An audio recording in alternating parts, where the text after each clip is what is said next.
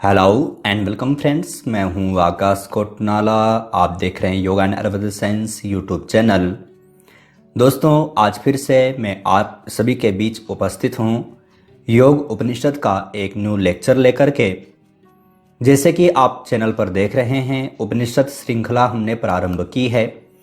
अभी तक 10 उपनिषदों का संपूर्ण परिचय मैं आपको यहाँ पर दे चुका हूँ।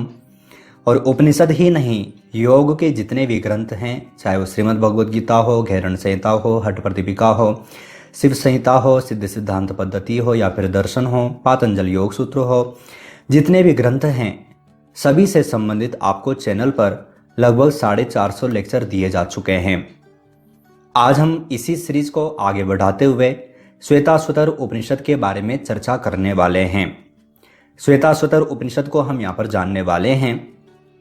जैसे कि आपने देखा है, पूर्व में ही हमने जो उपनिषद जो श्रृंखला है, इसके जो मुख्य उपनिषद हैं, जो कि 10 उपनिषद हैं, इनका संपूर्ण परिचय हमने यहाँ पर जान लिया है और सभी उपनिषदों को हम अलग अलग रूपों में देख चुके हैं। आज इसी सीरीज में हम यहाँ पर श्वेताश्वतर उपनिषद को जानेंगे। और आपको मालूम भी होना चाहिए कि जो मुख्य उपनिषद जो 10 उपनिषद हैं, इसके पश्चात अन्य उपनिषदों की श्रृंखला में सर्वप्रथम अगर जो कोई उपनिषद आता है तो वह श्वेताश्वतर उपनिषद है। तो ये आपको यहाँ पर ध्यान में रखना है। इसका हम यहाँ पर संपूर्ण परिचय यहाँ पर जानने वाले हैं। सर्वप्रथम मैं आपको यहाँ पर बता दूं कि उपनिषद क्या होता है, उपनिषद किसे कहते हैं, मुख्य उपनिषद कितने हैं, उपनिषद कितने हैं।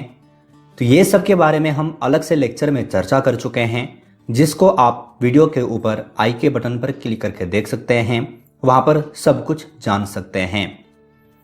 यहां पर जैसे कि आप जानेंगे कि जो श्वेताश्वतर जो उपनिषद है, यह उपनिषद कृष्ण यजुर्वेद शाखा के अंतर्गत है। ध्यान रखें, मैंने आपको पूर्व में भी बताया था कि प्रत्येक उपनिषद की उत्पत्ति वेदों से ही हुई है। क्योंकि उपनिषद क्या हैं?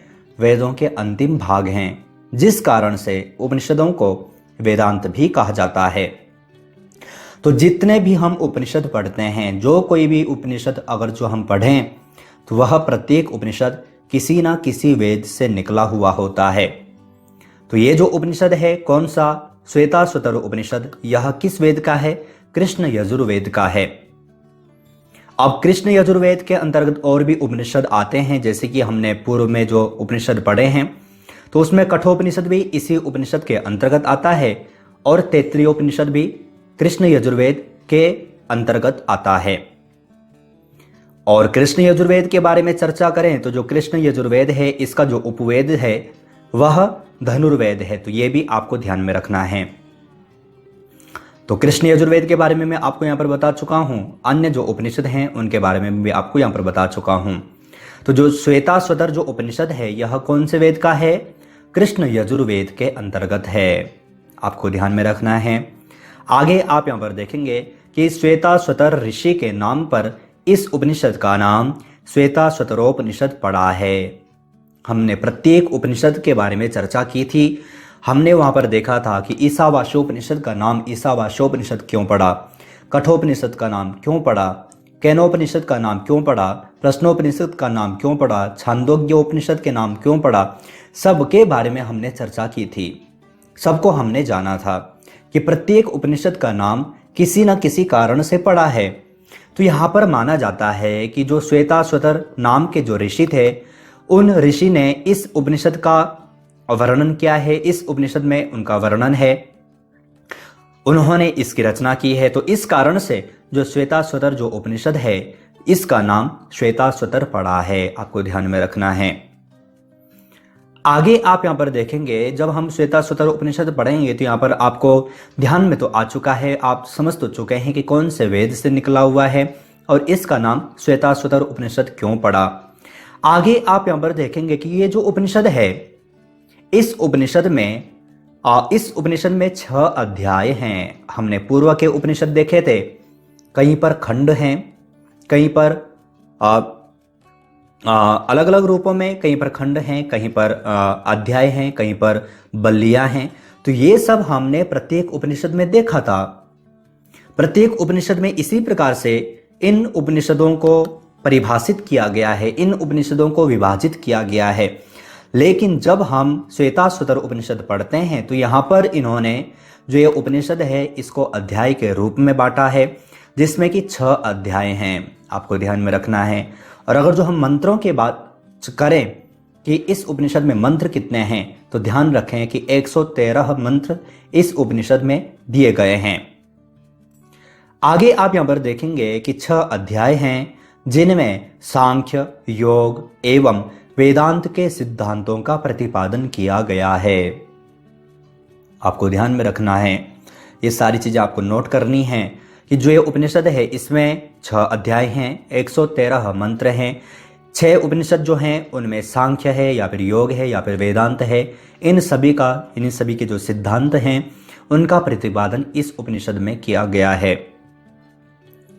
आगे आप यहां पर देखेंगे कि ये जो उपनिषद है इस उपनिषद के मुख्य विषय क्या हैं, क्योंकि हमने यहां पर ये तो जान लिया है कि इस उपनिषद का परिचय अर्थात ये उपनिषद कहां से निकला हुआ है, किस वेद का है, इस उपनिषद का नाम श्वेताश्वतर उपनिषद क्यों पड़ा, ये तो हम जान चुके हैं। इस उपनिषद में अध्याय कितने हैं ये तो जान चुके हैं, लेकिन ये भी जानना आवश्यक है कि इस उपनिषद का प्रतिपाद्य विषय क्या है, इस उपनिषद में चर्चा किस किस के बारे में की गई है। तो ध्यान रखना कि इस उपनिषद में ध्यान योग की विधि, ध्यान योग का महत्व, ध्यान करने का स्थान, साथ ही साथ प्राणायाम, उसका लक्ष्य आदि एवं परमेश्वर का स्वरूप और उसकी महिमा, भगवत एवं मोक्ष प्राप्ति के उपाय इस उपनिषद के मुख्य विषय हैं। आपको ध्यान में रखना है, ध्यान योग है, प्राणायाम है, उसका महत्व, स्थान, ये सब आपको इस उपनिषद के दूसरे अध्याय में पढ़ने को मिलेंगे। हम आज के लेक्चर में यहाँ पर सिर्फ परिचय के बारे में हम यहाँ पर जान पाएंगे, नहीं तो लेक्चर लंबा हो जाता है। हम इन्हीं उपनिषदों को, प्रत्येक उपनिषदों को और डीप पढ़ने वाले हैं। प्रत्येक इस उपनिषद के जितने अध्याय हैं सभी के बारे में हम चर्चा करेंगे, लेकिन वो आगे आने वाले लेक्चर्स में आपको पढ़ने को मिलेंगे, देखने को मिलेंगे। तो यहां पर आपको ध्यान में रखना है कि ये जो उपनिषद है इसमें ध्यान योग की विधि के बारे में चर्चा की गई है, अर्थात ध्यान योग के बारे में चर्चा की गई है। आपको यूजीसी नेट के एग्जाम में या फिर आप किसी भी एग्जाम की तैयारी कर रहे हैं, आपको वहां पर पूछा जा सकता है, इस प्रकार से प्रश्न आ सकता है। तो आपको ध्यान में रखना है, ध्यान योग की विधि यहां पर हम देखेंगे, महत्व हम यहां पर पढ़ेंगे, स्थान कैसा होना चाहिए इसके बारे में यहां पर पढ़ेंगे, प्राणायाम के बारे में इस उपनिषद में क्या कहा गया है वो हम यहां पर देखेंगे। आगे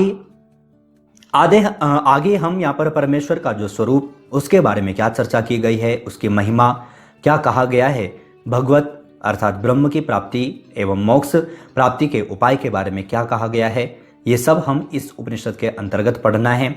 ये सब इस उपनिषद के मुख्य प्रतिपाद्य विषय हैं जो कि आपको ध्यान में रखना है। आगे आप यहां पर देखेंगे कि ये जो उपनिषद है इस उपनिषद में ईश्वर प्राप्ति के मुख्य 3 साधन बताए हैं। आपको ध्यान में रखना है, ये सारी चीजें आपको एग्जाम में पूछी जा सकती हैं, तो आपको ये सारी चीजें ध्यान में रखना है। कहीं पर अगर जो आपको लगता है कि छूट गया है तो आप वीडियो को रिपीट करके देख सकते हैं। तो ईश्वर प्राप्ति के भी यहाँ पर साधन बताए हैं जो कि 3 साधन है। प्रश्न आ सकता है कि कितने साधन हैं, कौन कौन से साधन हैं, घुमा फिरा करके कुछ भी प्रश्न पूछा जा सकता है। तो 3 प्रश्न हैं, कौन कौन से, कर्म योग है, उपासना योग है एवं ज्ञान योग है। 3 साधन यहां पर बताए हैं ईश्वर प्राप्ति के, कौन कौन से हैं, कर्म योग है, उपासना योग है और ज्ञान योग है।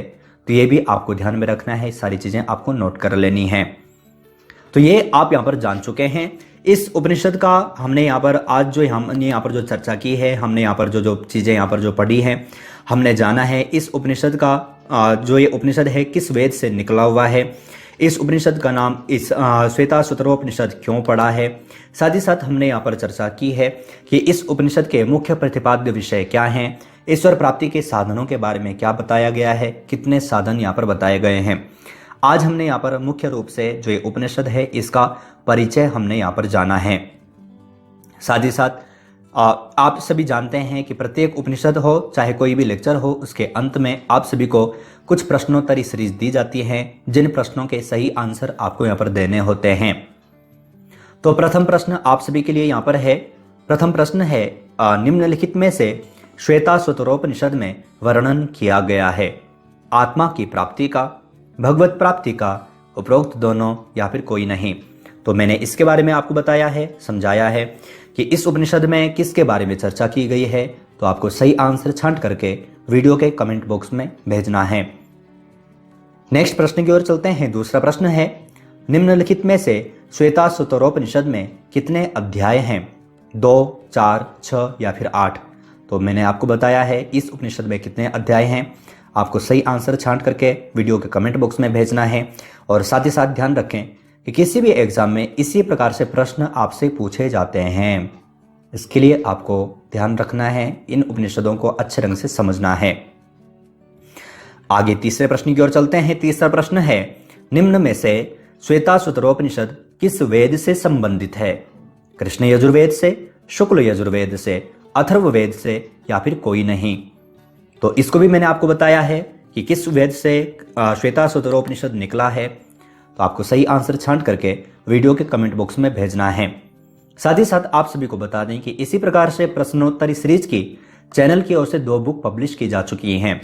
दोनों बुक ई बुक फॉर्मेट में हैं। अगर जो आप इन्हें डाउनलोड परचेस करना चाहते हैं तो आप वीडियो का कमेंट बॉक्स, वीडियो का डिस्क्रिप्शन बॉक्स चेक कर सकते हैं। इन दोनों ग्रंथों में आपको 10 से 15 ग्रंथों से संबंधित, योग ग्रंथों से संबंधित प्रश्नोत्तरी सीरीज मिल जाती हैं, प्रश्नोत्तर मिल जाते हैं, जो कि आपके किसी भी एग्जाम के लिए काफी यूजफुल हो सकते हैं। नेक्स्ट प्रश्न की ओर चलते हैं। नेक्स्ट प्रश्न है, निम्नलिखित में से श्वेताश्वतरोपनिषद में किस विषय का वर्णन किया गया है? पंच क्लेशों का, ध्यान का, उपरोक्त दोनों, कोई नहीं। तो मैंने आपको अभी बताया है। अगर जो आपने ध्यानपूर्वक देखा होगा तो आप सही आंसर यहां पर भेज पाएंगे। तो आज की लेक्चर में, आज की इस वीडियो में हमने यहाँ पर एक और उपनिषद को यहाँ पर जाना है, उसका संपूर्ण परिचय हमने यहाँ पर जाना है। प्रत्येक उपनिषद को हम अच्छे ढंग से और अन्य लेक्चर में चर्चा करने वाले हैं, उनको समझने वाले हैं। साथ ही साथ आप सभी को बता दें, अगर जो आप चैनल से और अधिक जुड़ना चाहते हैं तो आप चैनल पर जैसे ही ज्वाइन बटन पर क्लिक करेंगे तो आपके समक्ष कुछ प्लान यहाँ पर नजर आ जाएंगे। आप अपनी इच्छा अनुसार कोई भी प्लान चूज कर सकते हैं, अपने खास किसी भी एग्जाम की खास तैयारी कर सकते हैं। आज हमने यहाँ पर उपनिषद श्रृंखला के अंतर्गत श्वेताश्वतरोपनिषद के बारे में चर्चा की है, उसको जाना है, उसका संपूर्ण परिचय हमने यहाँ पर जाना है। आशा है ये लेक्चर आप सभी के लिए काफ़ी यूजफुल रहा होगा। अगर जो यूजफुल था, अगर जो आपके काम आया तो आप वीडियो को लाइक जरूर कीजिएगा। इसी प्रकार से और भी नए लेक्चर के लिए आप चैनल को सब्सक्राइब भी कर सकते हैं। इसी प्रकार से न्यू टॉपिक, न्यू लेक्चर के साथ में आप सभी से फिर से मुलाकात होगी। लेकिन तब तक आप अपना और अपनी फैमिली का बहुत ख्याल रखिएगा। बाय।